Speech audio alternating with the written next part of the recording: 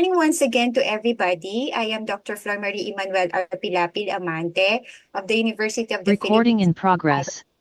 College of Veterinary Medicine.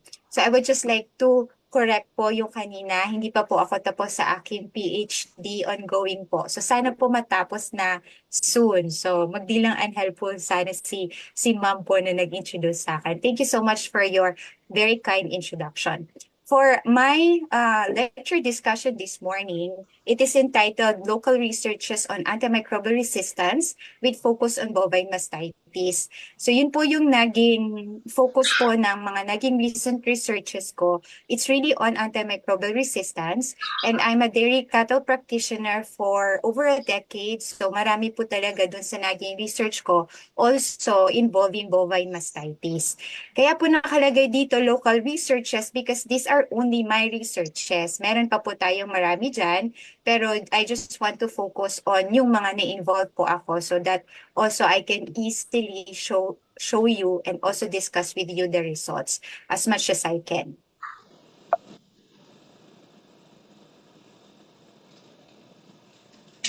Okay, wait lang po. Wait lang po, wait lang po.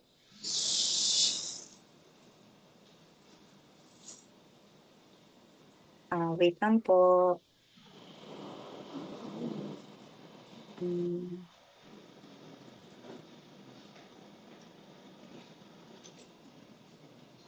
Ayan. Sige.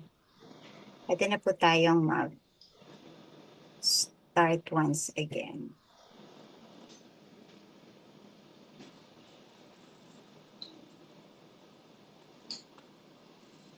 Makikita niyo po to the next slide. Wala, wait lang po.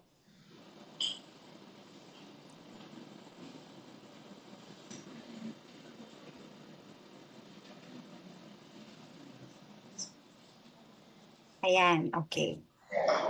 So the overview for this presentation is I'm going to define mastitis and antimicrobial resistance. And then next will be the objectives will be given to you verbally. Next will be the past researches that I've done since 2018 to last year. And the current researches are basically some have been discussed or tackled or handled last year, but were presented to a wider audience in a technical conference this year. And lastly will be conclusion and my key message so that we can at least alleviate or prevent antimicrobial resistance in our bovine dairy cattle operations. And the last slide will be on the reference. Some of the citations that I used for making this presentation.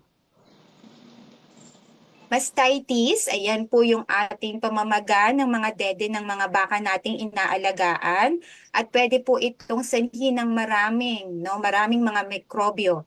Pag sinabi po nating mikrobyo, hindi na lang po yan yung bacteria. Kasama na po dyan yung virus, kasama na dyan yung fungus, o kaya po yung algal infections or even also mycoplasma. So ito po kasi yung iba't ibang klase ng mga mikrobyo na pwedeng sanhi ng pamamaga ng dede ng ating mga alagang baka.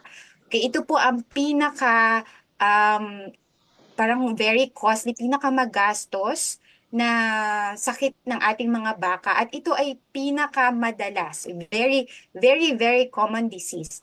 Gusto ko pong parang magkaroon tayo ng change in mindset sa ating pong mga farmers na nandito and also sa ating mga technical people na wag po natin sanang parang gawing tabu or parang nakakahiya na may mastitis tayo dun sa ating farm. Although sasabihin natin na syempre, problema yon na meron tayo dun sa farm natin na kinakaharap. Kaya lang po, sa sobrang dalas niya at sobrang medyo mahirap siya talagang iwasan. So mas maigi pong parang mas magi tayong accepting dun sa fact na meron talagang mastitis yung ating mga baka. Na pag meron tayong mastitis sa ating mga baka, okay lang na ipagsabi natin para makahingi po tayo ng magandang tulong sa mga taong kinakaukulan. Okay. So natuto po ako sa ganitong konsepto doon po sa aking dating employer. Sa mga nakakakilala po sa akin, kilala niyo po yon, si Mr. Soriano. Siya po ay hindi nahihiya sabihin na mastitis, why would I hide it? Sasabihin niya, why would I hide it? Everybody would have that problem all over the world. So, lahat po yan, kinakaharap na problema ng bawat nag-aalaga ng baka. So, sana po, pag-usapan natin siya ng mas malawak at hindi po natin siya itago para po mas matulungan po tayo sa ating mga problema about this mastitis. Kasi kailangan po natin siyang seryosohin dahil sabi nga po nakalagay dito, ito ay ang pinaka magastos na sakit sa ating mga gatasang baka. At malaki ang epekto nito para mapababa ang ating pwedeng ikitain sa pang-araw-araw nating kabuhayan with that decreased milk production to about 70%, no? Of the total cost of mastitis. Aside from yung gagastusin mo sa pagpapagamot, yung mismong gamot, yung posibleng dagdag na trabaho sa inyong mga staff, no? Tapos yung mababawas sa produksyon ng iyong mga alagang baka. So kailangan po natin tong talagang mas pag-usapan at mas seryosohin. On the other hand naman po, yung antimicrobial resistance, ito po yung parang nagiging matigas ang ulo ngayon ng mga microorganism na hindi lang sila nagiging matigas ang ulo, nagiging mas malakas na sila, mas nagkakaroon na sila ng mga shield protection para hindi na sila talaban ng mga agents na dapat makakapatay sa kanila noong araw, no? So ito na yung naging ano nila pagbabago over time, parang naging na talaga silang mutant kasi yung mga antifungal, antibiotic, wala naman masyadong antiviral talaga, more of yung mga dewormer na ginagamit natin ay hindi na epektibo sa kanila. So ito yung on a general note, antimicrobial resistance. So nakalagay dito antimicrobial pero kasama na yung pangkahalatan ng mga masasamang mga bagay like bacteria, viruses, fungi, and parasites all in one, kasama na siya in the general concept. Okay. So, syempre nakakatakot po yun. Kasi dati, epektibo pa yung mga pwede nating gamitin. Ngayon, hindi na. So, paano tayo ngayon? Paano natin ngayon matutulungan yung ating mga baka kung meron na tayong kinakaharap na antimicrobial resistance dun sa ating operation? So, itong antimicrobial resistance ay hindi po ito like kinabukasan nangyari na nagkakaroon po ng mga ganitong pagbabago sa panahon ng isang dekada o ilang taon bago po nagkakaroon ng shield o kaya yung protection, nakakagawa sila ng sarili nilang protection, yung mga bad bugs or the superbugs, kaya hindi na epektibo yung mga ginagamit natin sa kanila. At maraming mga bagay na posibleng ginagawa natin ngayon na hindi pala maganda na nagdudulot ngayon sa antimicrobial resistance. So makikita nyo po or sasabi ko po yun sa inyo mamaya. Ang pinaka-effect nito, ang pinaka-ayaw natin na epekto ay hindi ngayon gagaling yung ating mga alagang baka. At ang mahirap pa nito, meron kasi silang mga, on a microscopic level, mga genes, no? Yan yung mga parang kahit sa tao, mga genes na pinapamana ng mga manghulam natin sa atin. Kaya kamukha natin sila, di ba? So yun yung genes, same na genes.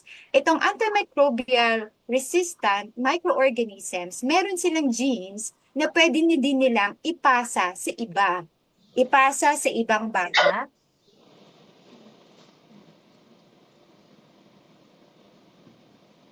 I apologize for that. Na ipasa sa ibang baka, ipasa sa ibang tao na posibleng makakuha or makainom, makakain ng baka na meron pala noon na may sakit, okay?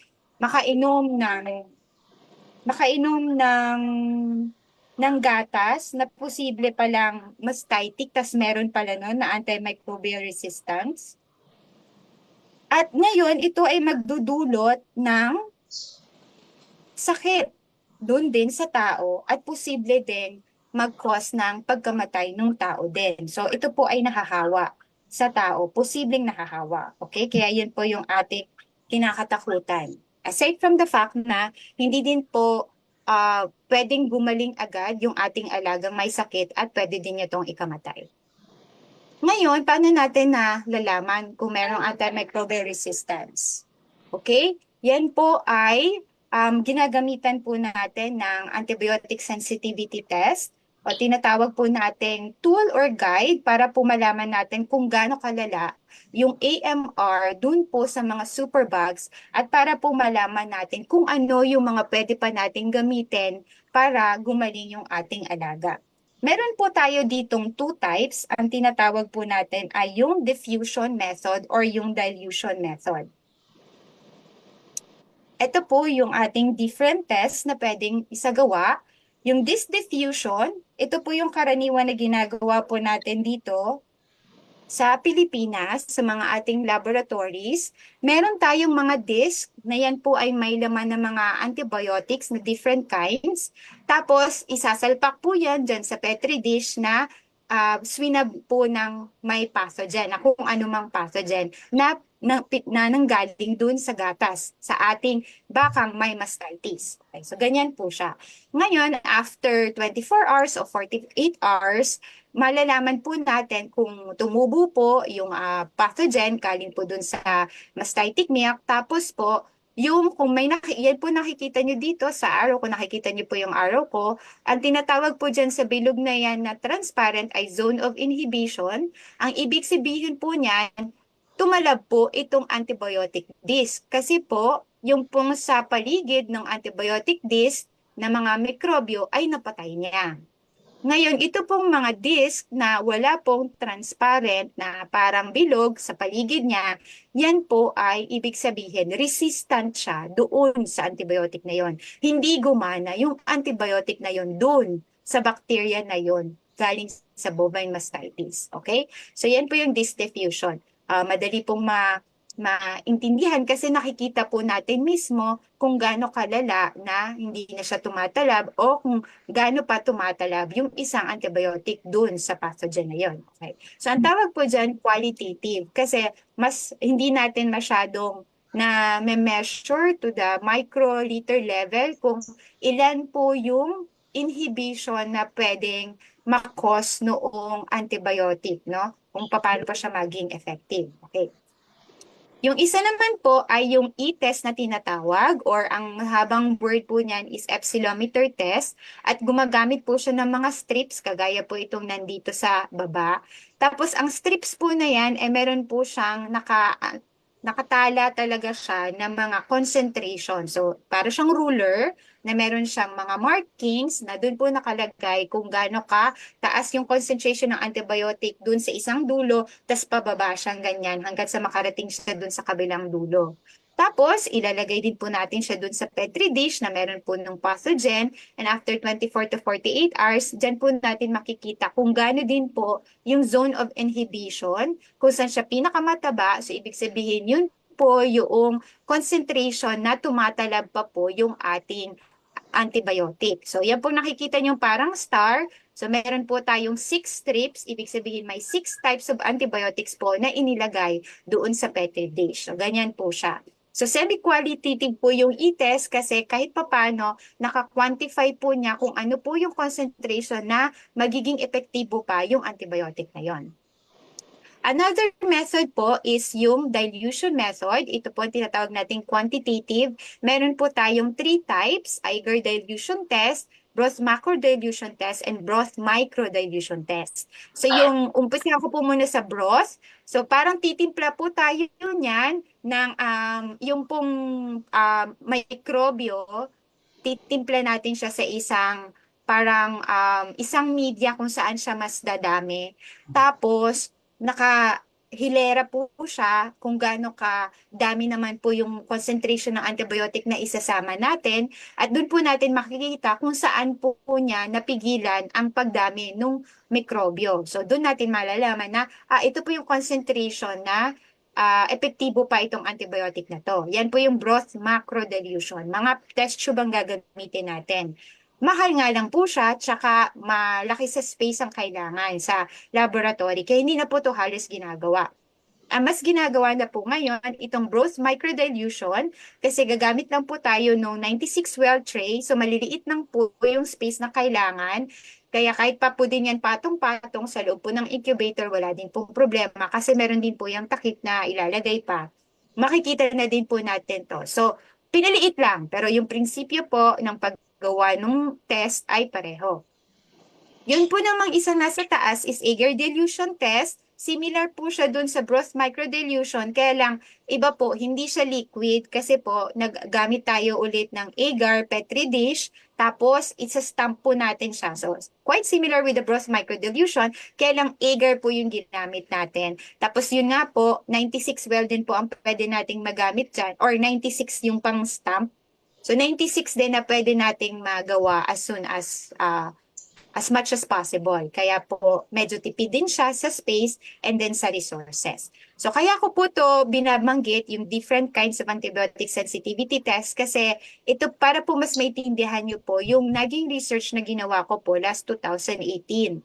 Ang title po niya is Identification, Molecular Characterization, and Risk Factor Analysis of Antimicrobial Resistance of Klebsiella pneumonia from dairy cattle farms in Batangas, Philippines. So, umikot po ako dito sa Batangas at yan po ay tinulungan po ako ng National Dairy Authority South Luzon Office para po makakuha po ako ng mga farms na mapupuntahan. Pinakilala nila ako at sinamahan nila ako, tinulungan na nila ako sa aking pagkolekta ng mga mastitis milk.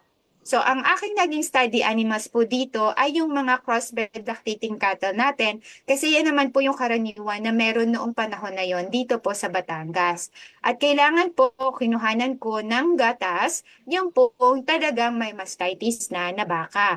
At syempre nag-CMT po kami bago ko po malaman kung alin po yung may malala. So meron po akong research team noon na sinamahan ako at kami po yung nagkolekta ng mga mastitis milk. No? At kami din po yung nag-CMTA noon. At syempre dahil gusto ko po talaga malaman kung meron antimicrobial resistance na yung mga bovine mastitis cases natin dito sa Batangas, mas pinili ko po yung mga farm na sino po yung nagkaroon ng karanasan na paulit-ulit na may problema ng mastitis sa kanilang operations. Okay? So, nag-focus po ako sa Klebsiella pneumoniae, which is a facultative anaerobe gram-negative bacteria at ito po ay nakikita lang po natin siya sa ating kapaligiran.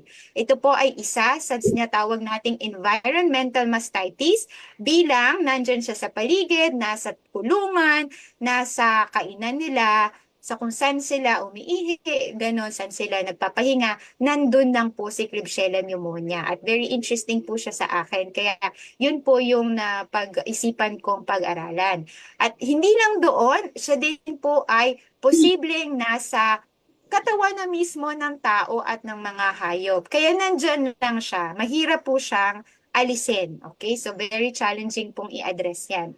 Aside from that, in connection po sa antimicrobial resistance, ang Klebsiella pneumonia po ay ang pinaka malala at ang pinaka madalas din nakukuhang Klebsiella species sa mga hayop at also sa mga tao, much more sa Escherichia coli or sa E. coli. So parang mapapansin po kasi natin, no, parang mas naririnig natin yung E. coli kasi posible dahil sa mga baboy din, sa mga manok, ganyan. At kasi ito po kasi ay makikita talaga natin sa manure, okay, also ng tao. At pag merong E. coli sa pagkain, no-no po talaga yun. Kasi ibig sabihin, na-contaminate siya ng manure, okay?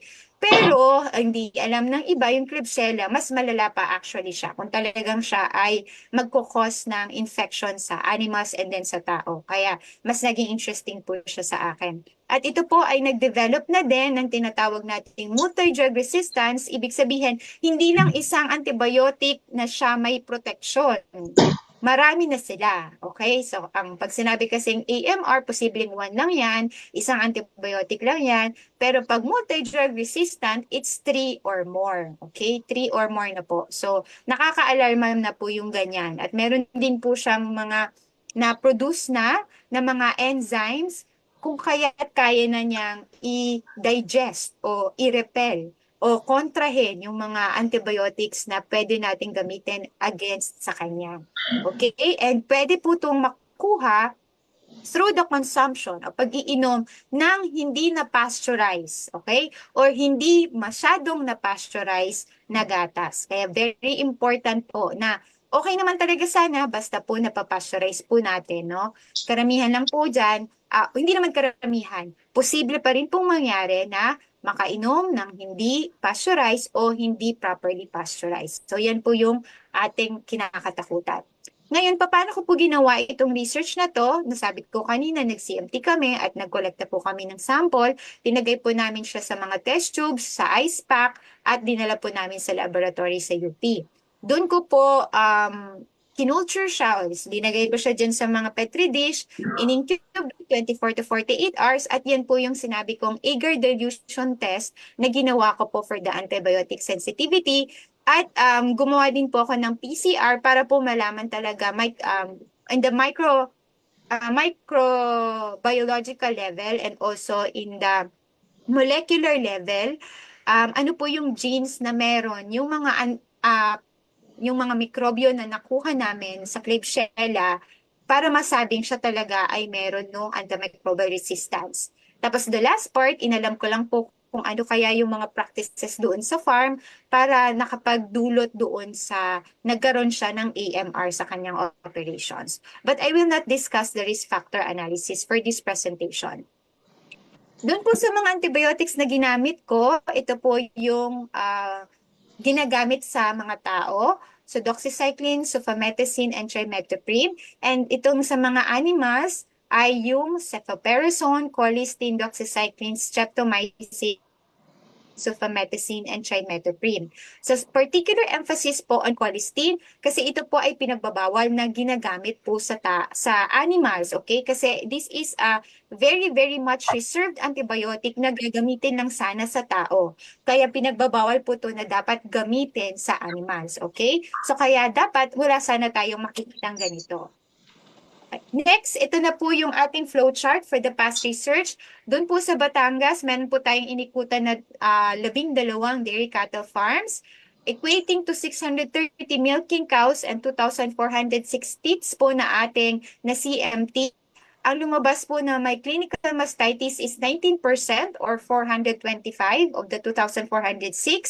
At yung sa individual quarter mix samples na chinek po natin for any presence of the pathogen is 230 samples.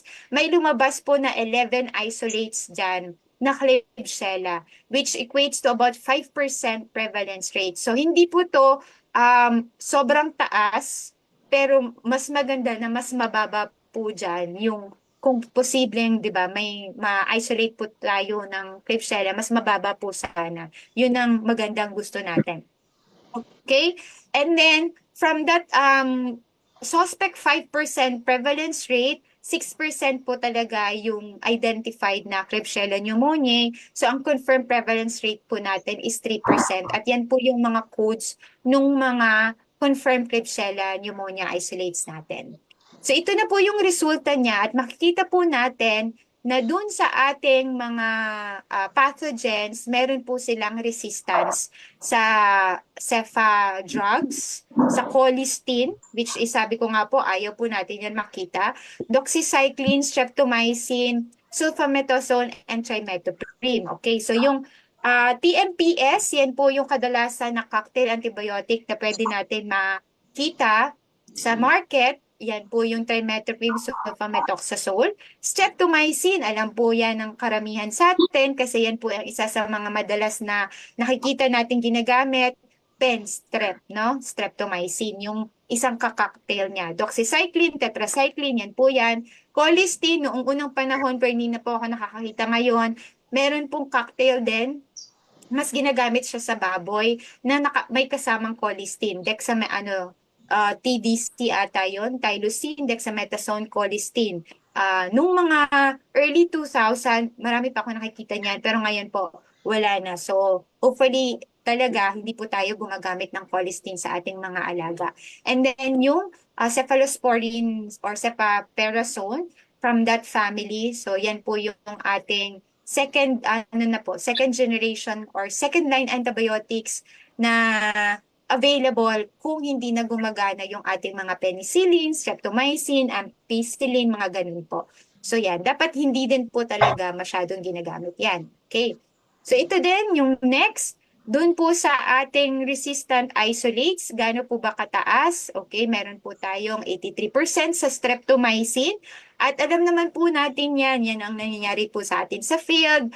Yan kasi ang kadalasan, o yan ang parang laging paunang ginagamit na antibiotic. Kumbaga gas-gas na. Kaya talagang hindi din po ako na gulat kung nung nakita ko mataas yung antimicrobial resistance na ngayon nung mga Klebsiella pneumonia isolates natin sa streptomycin. Sumunod yung cephalosporin. It could be dahil po yung mga antibiotic or intramammary infusion na ginagamit po natin, yan po yung mga antibiotic na parang nasa syringe tapos isusuot lang po natin siya sa dede ng mga baka ay cephalosporin family. So ibig sabihin po niyan, ayan po kasi sa cephalosporin family, magkakapatid o magkakapinsan, pagka meron pong antimicrobial resistance sa isa sa kanila, mayroong tinatawag na cross resistance. So kahit hindi naman talaga siya yung antibiotic na ginagamit, pero kapatid niya o kapinsan niya, may lalabas po na nagiging resistant na din siya doon. Okay? So may mga ganun pong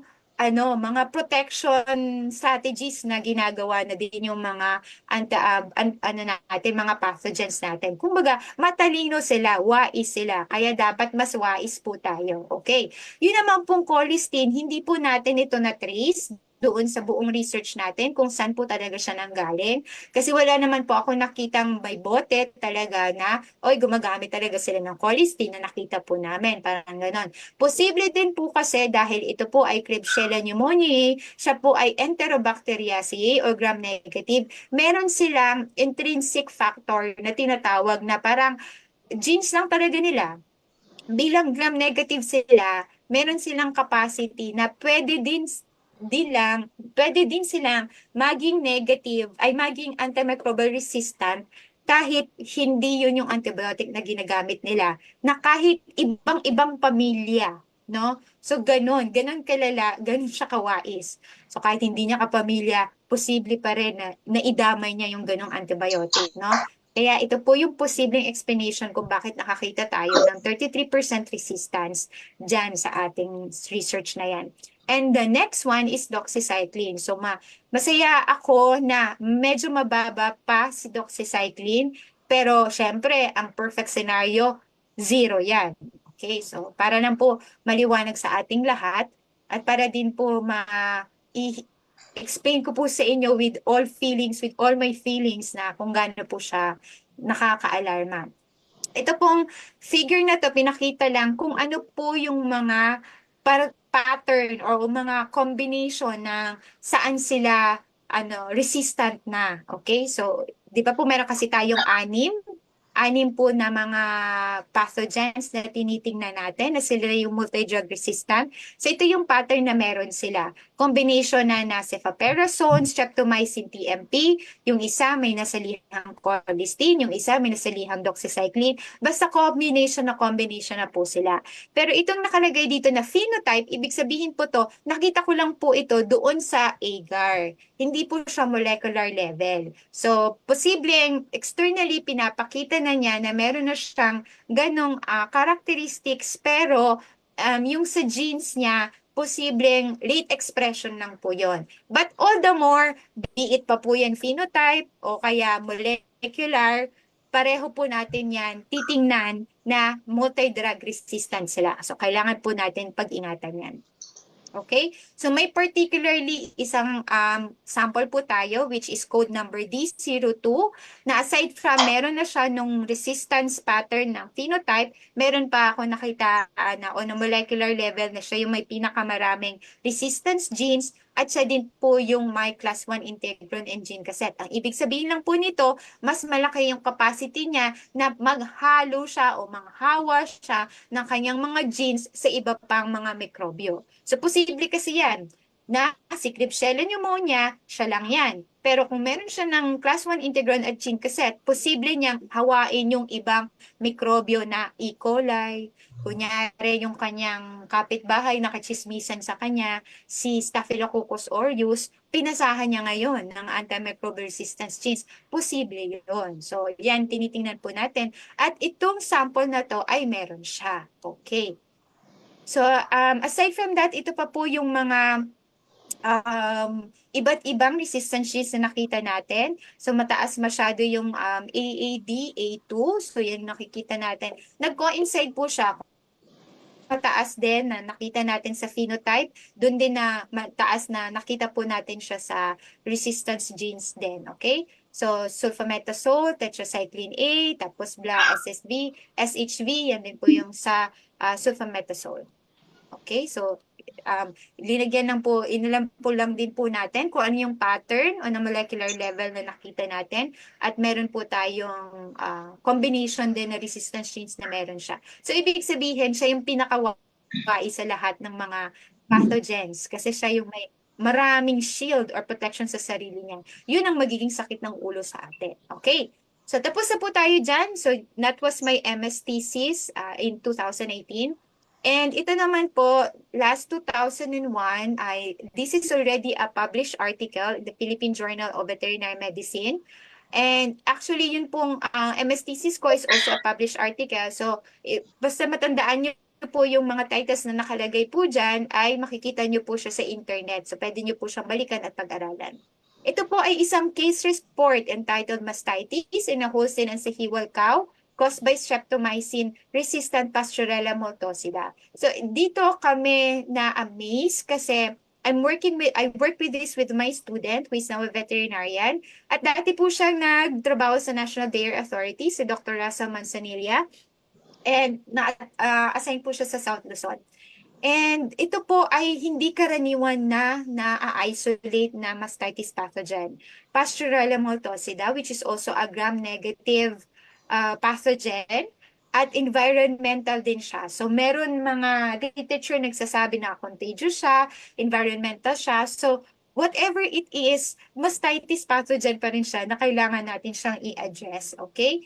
And ito po yung, upon presentation, ano po yung nangyari sa ating baka. Ayan, no? Yan ang ating mastitic teeth, which is the identification of this cow is cow number 3. Yung right hind quarter niya ay napakalaki, okay?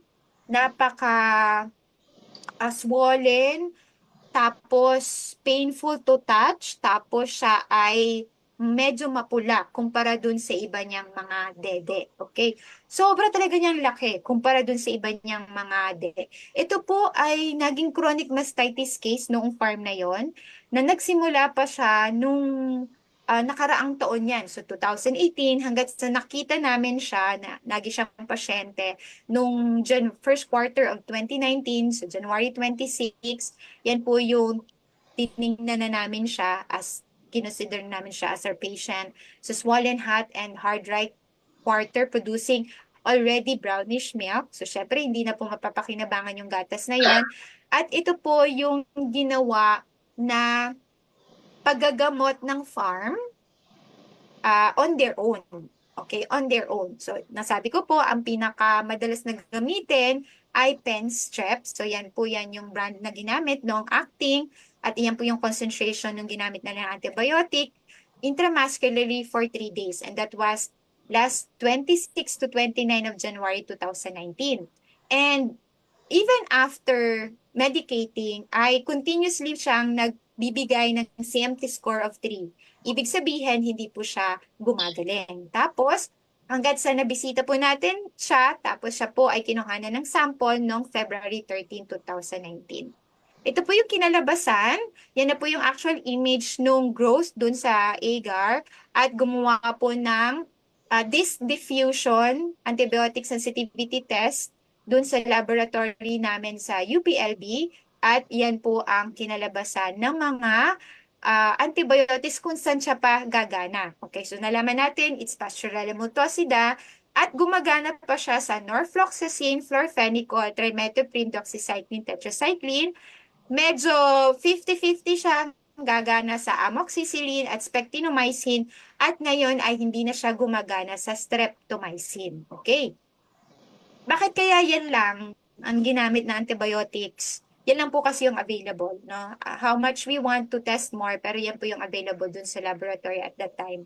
So, pag tayo po ay magi po sana nating ugali na hindi po sana tayo gumamit agad ng antibiotic without the proper advice po ng ating mga veterinarians. Sigurado po ako, nandyan po ang NDA para po tulungan kayo para po mas mapaganda po yung pag-treat po natin ng bovine mastitis. And ako po naman ay na-involve sa NDA before, it's also especially dun sa aking past research. And pinapaganda na po yung processes on this para po talaga ma-address natin yung AMR on our bovine operations. And with doing this antibiotic sensitivity test, ito po yung sinasabi ko, malalaman natin ngayon kung ano pa yung antibiotic na pwede po nating gamitin. Okay? So ang mga ginagawa ko po doon sa mga baka po na inimumungkahi sa akin. Ganyan po talaga lagi yung ginagawa ko. Pupunta ako, tapos kukuha po ako ng sample, papadala ko po sa lab. Usually po, 7 days bago po malaman. So bakit ganon? Ang tagal. Kasi po, yan po ay pinapatubo pa yung microorganism 24 to 48 hours. Tapos dino-double check po nila yung resulta, binavalidate nila kasi hindi po sila pwedeng mag-release na hindi po finalize yung results. Kaya po inaabot ng 7 days. So ano po yung pwedeng gawin habang naghihintay po tayo ng 7 days? Meron po tayong pwedeng gawin, ethno-veterinary medicine. Give me this chance to plug ang channel po namin, Vet Info Channel. Marami po doon ng mga tutorials kung paano po tayo pwedeng gumamit ng mga herbal plants para po magpagamutin ang ating mga baka habang naghihintay po tayo ng ating resulta ng antibiotic sensitivity test. Okay? At later on, may mga sasabihin po ako sa inyong mga naging case reports natin na not at all gumamit po kami ng antibiotic. So, hindi po talaga antibiotic ang solusyon. The only solution is not antibiotics lang alone. Okay? Meron po tayo mga iba-ibang pwede pang gawin para po ma-address natin yung antimicrobial resistance and bovine mastitis. So ito po yung mga patunay na to. Okay, to give you more background on Pastorella multocida, so yan po ay small non-flagellated Coccobacillus and mababa lang talaga ang mga rate kung bakit isolate po natin siya in less than 1.25% cases. And the treatment options na ginagamit natin dito is either intramammary infusion or systemic administration. Itong mismong mikrobyo na to ay natural ano yan, natural silang naninirahan sa respiratory tract o sa baga ng ating mga hayop at tao, no? Mammals. At ang isa sa yung pinaka-common na nagiging cause niya ng na disease or sakit is hemorrhagic septicemia. So alam naman po natin ito ay talamak dito sa Southeast Asia at talagang tinatamaan niya yung mga kalabaw, baka, mapa-beef, mapa-dairy cattle, and also yung ating mga small ruminants. So we have to take this pathogen very seriously because it's here, it's endemic, talamak siya dito, common siya dito, so dapat natin siyang iwasan. So for proper identification of this pathogen, meron ng tayong tinatawag na nomenclature, paano natin siya tawagin. So, it's serotype. So, meron tayong B2, kasi this is the Asian type, formerly as 6B. No? So, we have we have Pasteurella multocida B2 type. Doon sa particular case report na nangyari, ang ginawa po ng farm is nag-improve sila ng kanilang farm management practices. Meron po tayong mga naging recommendations sa kanila that they implemented. What is so amazing about this case report is the compliance of the farmer. Parang natuwa siya na nandun kami, na parang natulungan namin siya at yung presence namin, yung sinunod naman po nila. Kaya po nagkaroon ng magandang outcome po itong case report na ito. So, while waiting for the results of the AST, so nag-wound management lang po muna sila, which is wala pong masyadong walang ginamit na antibiotic. Talagang nakastop po yung antibiotic ng paggamit noon. Wound management po sila as indicated here. And after nakita po namin yung results ng AST, yan na po yung ginamit na antibiotic na meron po sila. 5 mL, oxytetracycline long-acting, in a period of 21 days, no? So every 3 days, so naka 1, 2, 3, 4, 15, halos 15 days nagamutan po siya. And fortunately, this was a very successful uh, case study kasi nagkaroon po siya ng resolution ng kanyang chronic mastitis by March 15, 2019. Na-clear na po siya sa CMT dahil may score 0 na po siya. Okay? So over time, yan po. And hopefully, yan po yung inculcate na message out of this lecture is maghintay po tayo ng proper testing bago po tayo gumamit ng antibiotic. At meron po tayong magagawang mga hakbang na hindi gagamit ng antibiotic sa paggamot ng ating mga bovine mastitis cow. I have this another research. This was published last 2022, pero the study was done long before. The title is Antibiotic Sensitivity Profile of Mastitis Pathogens from Dairy Cows in a Selected Farm in Laguna, Philippines. This is also a published article in Philippine Agricultural Scientist. So you can look it over yung title para mas makita nyo po yung buong study. Ang nangyari po dito, previously collected po yung mga samples, milk samples, and trinay pong i-revive. Tapos nakakuha po ng 27 good isolates out of the 38 revived isolates from 48 mastitic dairy cows from this one farm in Laguna, Philippines. At ito po yung mga lumabas na gram-negative pathogens. Bida ulit si Klebsiella pneumoniae. Then we have Brevundimonas diminuta, Acinetobacter baumannii, which is also nakakatakot po yan na bacteria kasi malala po ang sakit na nabibigay niyan sa tao. Then we have Vibrio meschikoviae, Flavimonas orzi habitans, and Pantonea aglomerans. So basically, ang pinakabida dyan ay Klebsiella pneumoniae kasi yan po yung pinakamadalas na makita, and the others are considered as other gram-negative isolates. Kasi very, very rare po sila na lumabas na isolate from the bovine mastitis samples.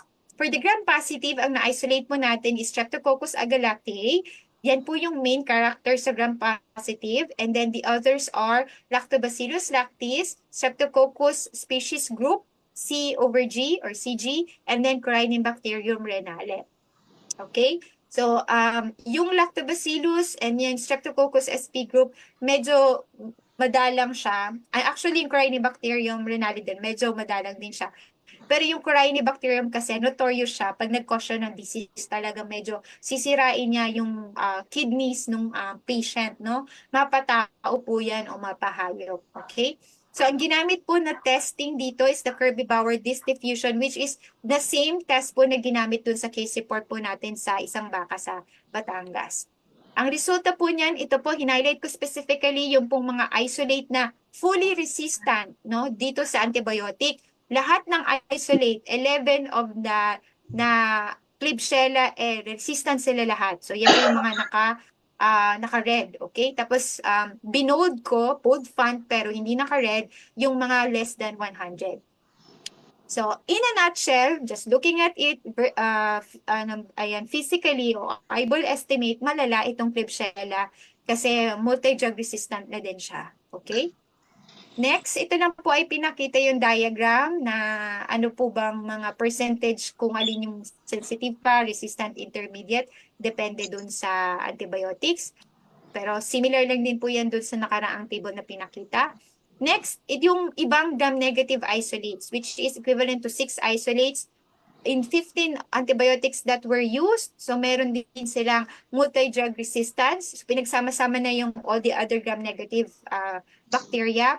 Kasi dun sa 6 isolates, lahat sila resistant sa ampicillin, cloxacillin, penicillin. Magkakapamilya yan, no? So the Ecillin family, resistant na ang Klebsiella and gram-negative isolates coming from that farm. Okay? Also, yung novobiocin and clindamycin. Yan naman yung family ng streptomycin. Okay? So, pen-strep, nanganganib na talaga, hindi na talaga siya magandang gamitin. Okay? Kasi masyado na po natin siyang naabuso sa mga nakaraang taon. Okay? Yan lang po sinasabi niyo. So far, ang gumana, through this research, nakita natin gumagana pa ay ofloxacin or fluoxacin.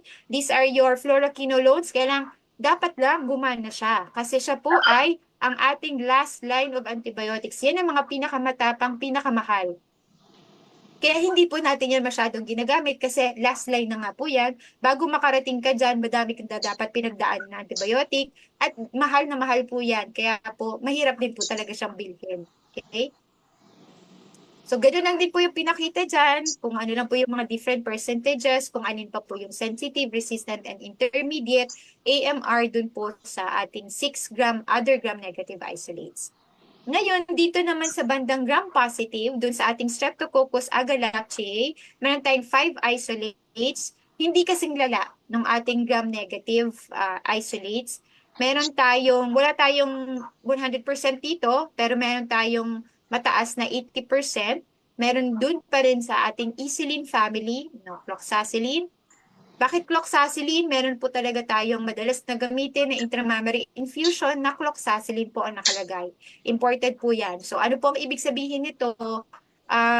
Maganda talaga na meron tayong lab test bago po talaga tayo mag-antibiotic treatment sa ating mga bovine mastitis. Kasi nakikita po natin to, no? Hindi na gumagana yung ating intramammary infusion ng cloxacillin. Yan po yung madalas natin ginagamit pang dry off o kaya pang active mastitis treatment, di ba po? Kaya hindi po ibig sabihin na nakita nating mastitis, salpak lang tayo ng salpak ng antibiotic. Talagang iba-iba po talaga ang pwedeng pathogen na pwedeng makuha sa iba't ibang pagkakataon, sa iba't ibang farm, at iba't ibang antibiotic din ang pwedeng gumana sa iba't ibang pagkakataon. So, hindi po ibig sabihin na last week, ito yung nakita nating pathogen, gumana sa ganitong antibiotic. This week, yun pa din ang gagana sa kanya. Hindi po 100% assurance. Kaya lagi po tayong maging alerto sa ganito. So kung iisipin po natin, yung gastos po natin sa paggagamot sa kanilang hindi gumagana, bakit hindi po natin i-relocate yung cost, yung budget? Total, gumagastos talaga tayo sa pagpapagamot.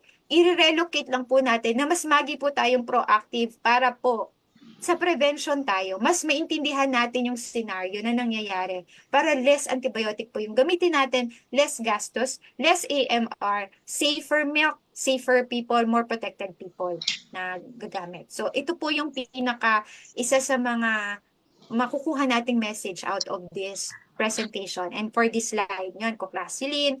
Sa baba, trimethoprim. So alam po natin, wala po tayong intramammary na trimethoprim. So ito po ay intramuscular. Isa din po ito sa madalas nating gamitin kasi sa mga nagda-diarrhea, TMPS, madalas po yan gamitin. Not so much respiratory, more of the digestive. So, commonly available siya. Okay, ito lang po ay ipakita din kung ano din yung figures na nandun or data na nandun sa table kanina. Okay, going forward, paano naman po dun sa other positive isolates? Meron po tayong 4. At makikita po dito, 50% resistant, 50% sensitive. Okay? So, hindi siya ganun kataas. Meron pa tayong mga susceptible, ibig sabihin sensitive. Gumagana pa yung oxytetracycline sa kanila, ofloxacin, erythromycin, gentamicin. So, sa operations namin, hindi kami madalas gumamit ng gentamicin kasi po magaling siyang mang-damage ng kidneys. Kaya hindi po siya preferred gamitin na antibiotic. Magaling siya antibiotic, kaya lang magsasuffer naman yung kidneys ng mga patients na pinagagamitan natin sa kanila. So ayaw po natin masyadong gawin. Kaya siguro hindi siya masyadong ginagamit, kaya effective pa siya. Okay, so may direct relation po talaga siya.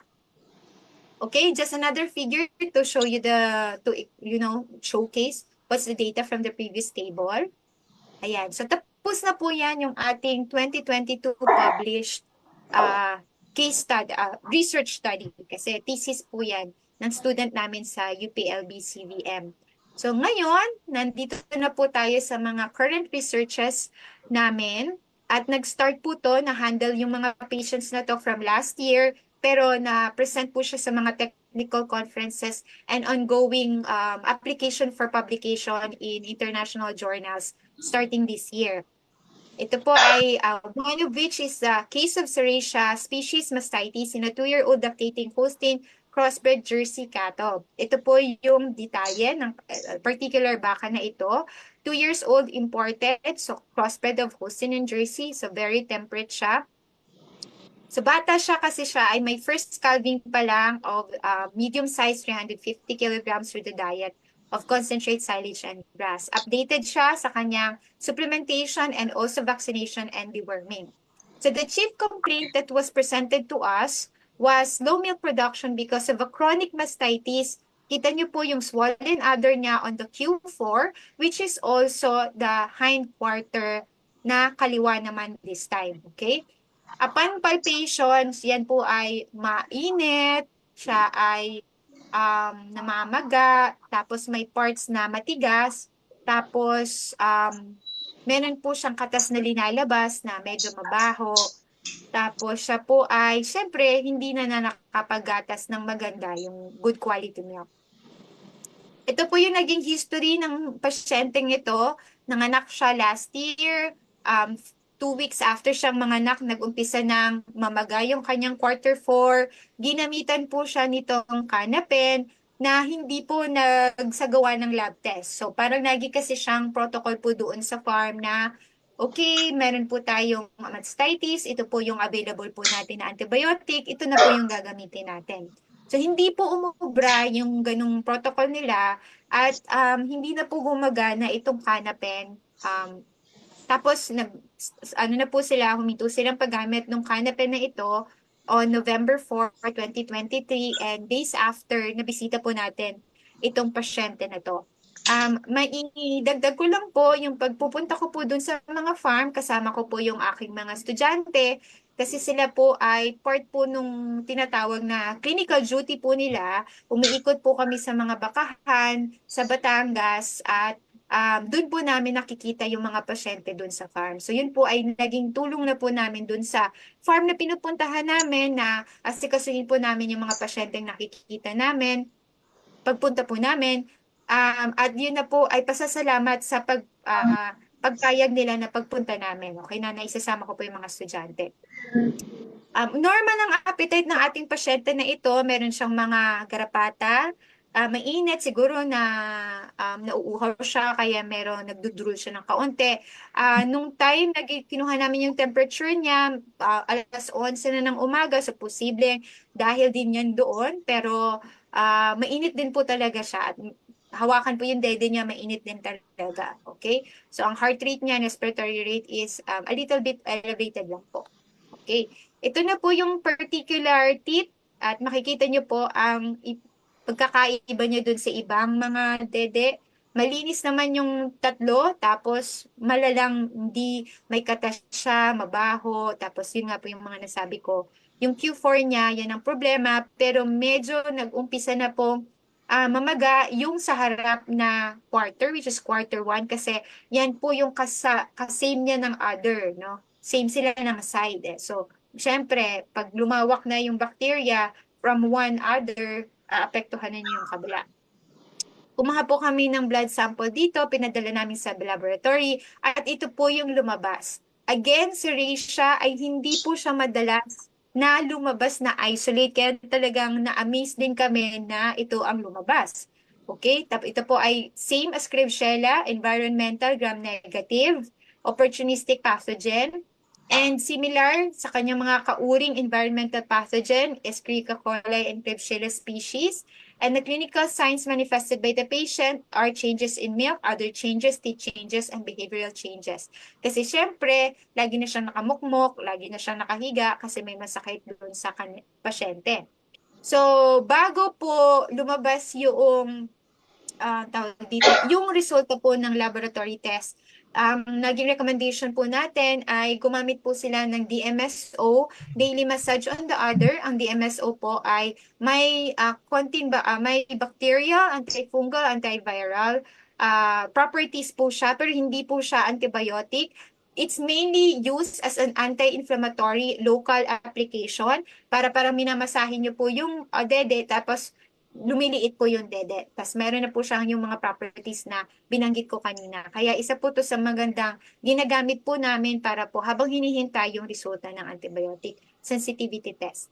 Nung lumabas na po siya, ito po yung lumabas. So, sensitive pa po ang Serratia, yung pathogen na yun sa gentamicin and ciprofloxacin, pero multi-drug resistant na po siya sa amoxicillin, cefaclor, doxycycline, fosfomycin, TMPS. So, yan lang po yung available na antibiotic list sa laboratory at that time. And so, dual resistant microorganism na po siya. Okay, dual microbial resistant. Yan. Ang after po niyan, nalaman namin yung resulta, nagkaroon po tayo ng reseta of gentamicin sulfate intramuscular injection every 24 hours for 3 days kasi yan po yung mas madaling mabili doon po sa area ng farm. And ciprofloxacin every 24 hours for 3 consecutive days.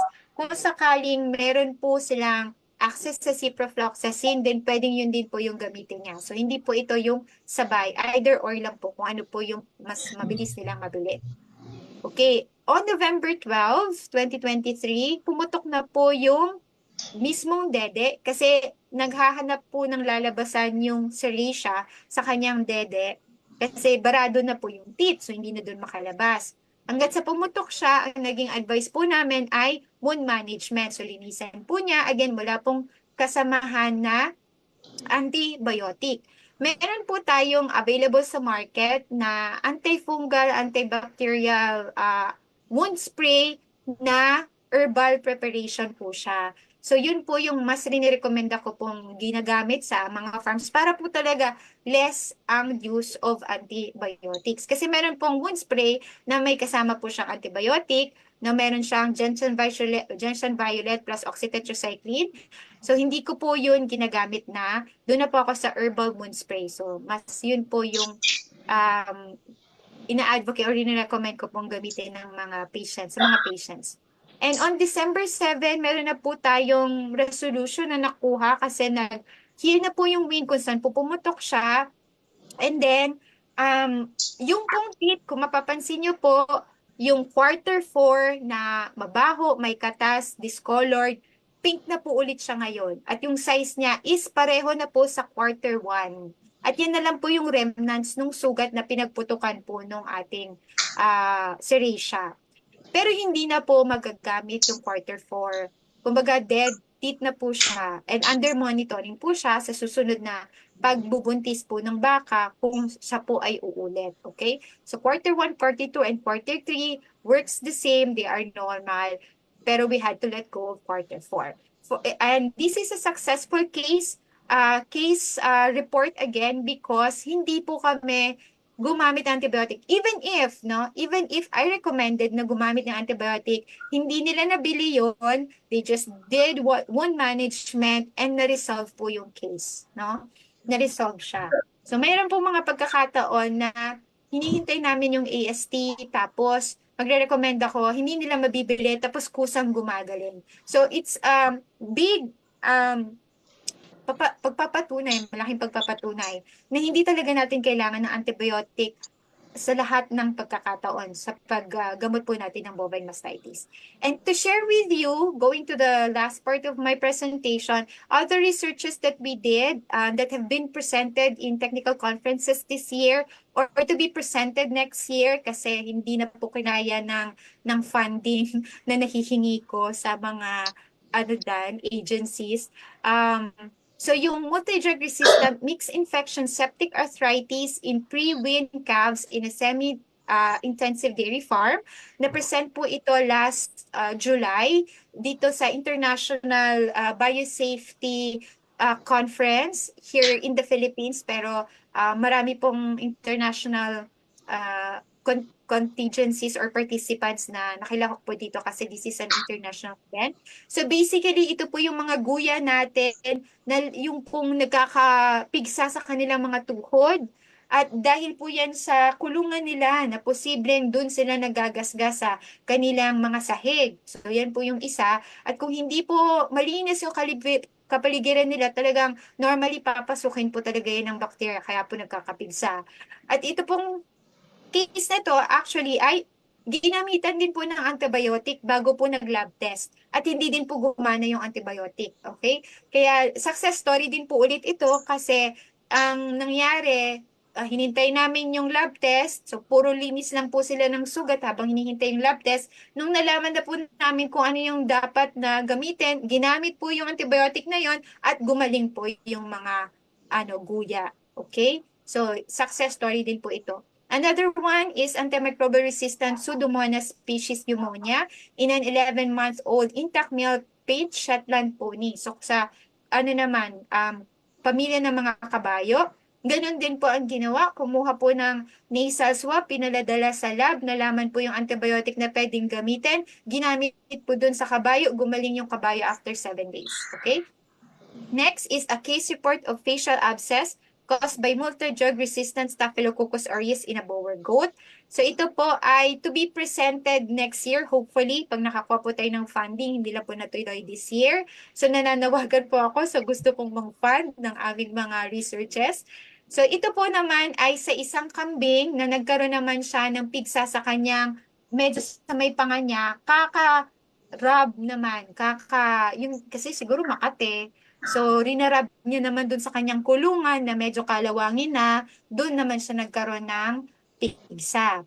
Tapos, inalam po natin, ang lumabas po doon ay Staphylococcus aureus at marami naman din po siyang resistance din sa mga antibiotic. At ginamot po ito na hindi ginamitan ng antibiotic, wound management lang, abscess drainage, wound management, and herbal wound spray. Natapos po siya sa ganon. Na-resolve din. Next is medical management of multi-drug resistant bacillus species in a 5-year-old alpaca. So ito naman, meron siyang chronic na pigsa, na actually hindi siya pigsa parang meron siyang lab. Tapos, ang tagal talaga niya pumutok, so parang hindi talaga siya pigsa. Tapos nakuhanan po natin siya ng ng sample doon, nalaman po natin na bacillus species siya, which is a skin pathogen na nakukuha din natin sa lupa at multi-drug resistant din siya. So ginamitan po natin siya nung lab test, tapos nakuha po yung antibiotic na mas gagana. Yun po yung ginamit at nagkaroon po siya ng recovery from that. And then lastly, ito po, we're very proud of this, Etna veterinary treatment of mastitis in a 7-year-old lactating Bulgarian Mura buffalo. Ito po ay merong chronic mastitis na kalabaw na mga 3 months na pong may mastitis. Tapos yung farm ay hindi din talaga po sila gumagamit ng antibiotic. So ginagamitan po nila ng ibang paraan para po gumaling yung mastitis pero hindi po siya gumagana.